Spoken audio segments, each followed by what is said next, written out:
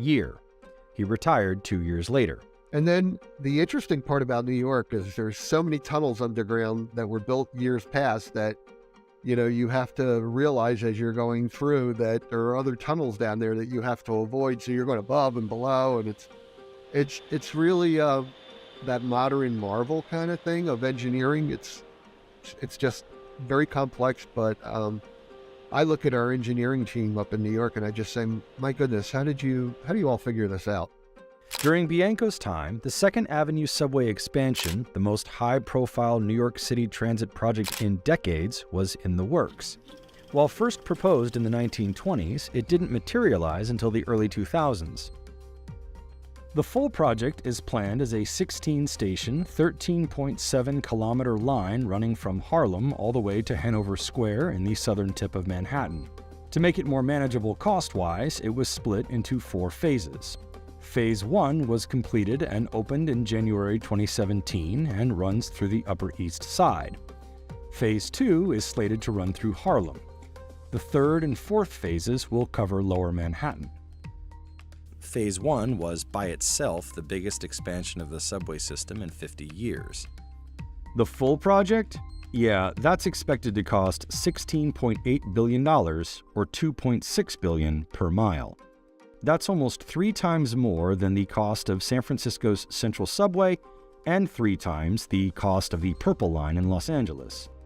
The Transit Costs Project at New York University compiled a database of 900 rapid rail projects across nearly 60 countries and found the Second Avenue subway to be the most expensive subway project in the world.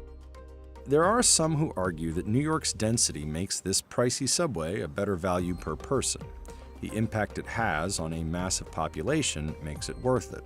And you're looking at a population like New York, where you have 8 million people in the city. Imagine what a day in New York would look like without the mass transit system. How would people be able to move around the streets even with transit? Even on a day when you're moving 6 million people on the subway, it doesn't look any different on topside. I mean, the number of cars on any of the avenues in Manhattan are still very complex, still congested. And so just imagine what would happen if transit wasn't there. 560,000 riders are expected to be served by the full 4-phase build-out. Phase 1's cost per rider was $26,000, almost a quarter of the Los Angeles Metro's Purple Line extension. It is also comparable to the per-rider cost for the planned $39 billion Grand Paris Express in France. Unfortunately, the cost-to-rider ratio more than doubles for the $7.7 billion second phase of the project through Harlem, which is also one of the most crowded neighborhoods in the city and one that has long desperately needed better public transportation options. New York's public transit system is mostly run by the Metropolitan Transit Authority, or MTA. It's the largest such agency in America.